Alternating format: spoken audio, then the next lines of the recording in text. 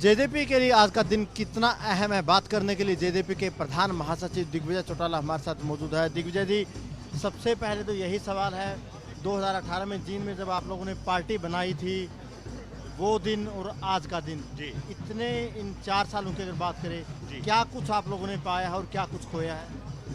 ऐसा है कि राजनीति में दोनों चीज़ें हैंड इन हैंड चलती हैं।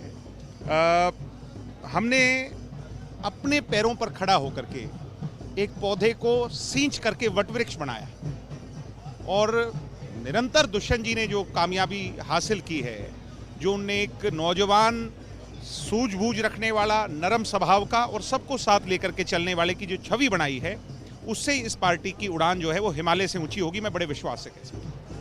जींद की बात करें, जींद में उस दिन आप मंच संचालन कर रहे थे, हमने खबरें अभी तक पर मैंने ही इंटरव्यू किया था आपका, और आपने कहा था कि आप लोगों के साथ अन्याय हुआ है, आप लोगों को पार्टी से निकाला गया है। जो अन्याय आप लोगों के साथ हुआ था, जिस तरीके से पार्टी से निकाला गया था, जो मेहनत आपने दुष्यंत चौटाला ने की, आपके साथ जो टीम थी, सबने टीम मेहनत की, उस मेहनत को देखते हुए आज आप लोग सरकार में हैं, कितना संतुष्टि होती है? बहुत संतुष्टि होती है और मैं बड़े विश्वास से कह सकता हूं कि दुष्यंत जी असली मायने में, चौधरी देवीलाल जी का एक विचार था कि हम सत्ता सुख भोगने के लिए नहीं, लोगों की सेवा का माध्यम बनाने के लिए आए।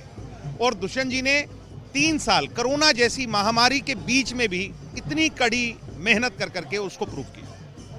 4 साल पार्टी को होके बनाए हुए, 3 साल से दुष्यंत राज में है, डिप्टी सीएम है, 3 सालों को कैसे देखते हैं? ऐसे कौन से बड़े काम हैं जो आज मंच से गिनाए जाएंगे? 75% आरक्षण, महिलाओं को 50% आरक्षण पंचायती राज में, बैकवर्ड समाज को 60 साल के अंदर पहली बार हिस्सा पंचायती राज के अंदर, गांव-गांव में ई लाइब्रेरी बनाना। दुष्यंत जी का जो सबसे महत्वपूर्ण मानता हूं, जिसको लंबे समय के बाद याद किया जाएगा, वो है किसानों के खाते में डायरेक्ट पेमेंट देना। क्योंकि एक सिस्टम को तोड़ करके किसानों को, जो किसान आड़ती के दरवाजे पर उम्मीद मतलब जाकर के खड़ा होता था, आज आड़ती किसान के दरवाजे पर आकर के खड़ा होता है। एक व्यवस्था परिवर्तित करने का काम दुष्यंत जी ने किया। नई मंडियां बनाना, दुष्यंत जी ने ऐसे अनेकों काम किए, अगर मैं गिनवाने लग जाऊंगा तो बहुत लंबा अरसा लग जाएगा, तो वो बहुत लंबे अरसे तक समय तक याद किए। अगले 2 साल की चुनौतियां क्या देखते हैं? अगले 2 साल के अंदर हमें ये साल सबसे क्रूशियल है, जो आने वाला ये साल है। इस साल के अंदर पार्टी को जो हमने 19% से 38% या 40% जो हमारा टारगेट है, उस पर लेके जाना है। हर वर्ग के, हर सोच के, हर तबके के लोगों को पार्टी के साथ जोड़ना है, शहरी को तबके को भी पार्टी के साथ जोड़ना है। तो बहुत बड़ा मिशन है, उसको लेकर के आप 2 सालों में आपको लोकसभा चुनाव भी फेस करने हैं, विधानसभा चुनाव भी फेस करने हैं, गठबंधन को लेकर भी सवाल खड़े होंगे अब आने वाले दिनों में, और ज्यादा की चुनाव ये चीजें चलती रहती हैं, गठबंधन रहेगा, ये चीजें चलती रहती हैं। सकारात्मकता से जब तक काम पूरे होते रहेंगे, सब कुछ ठीक चलेगा। जब आप लोगों ने पार्टी बनाई, खासतौर से अभय चौटाला तो कहते थे पार्टी चलेगी नहीं, कुछ होगा नहीं, आप लोग तो पहले साल में मैं मेरे चाचा के बारे में कुछ नहीं कहूँगा।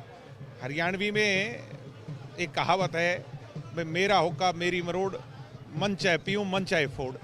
तो अभय सिंह जी के साथ तो वो है, वो किसी के बारे में क्या कह दे, कब फोड़ दे, किसके सिर पर फोड़ दे, वो नॉन सीरियस पॉलिटिशियन है और ये प्रूव कर चुके हैं। एक आखिरी सवाल है मेरा, जेजेपी के आगामी क्या टारगेट, क्या गोल सेट किए जाएंगे?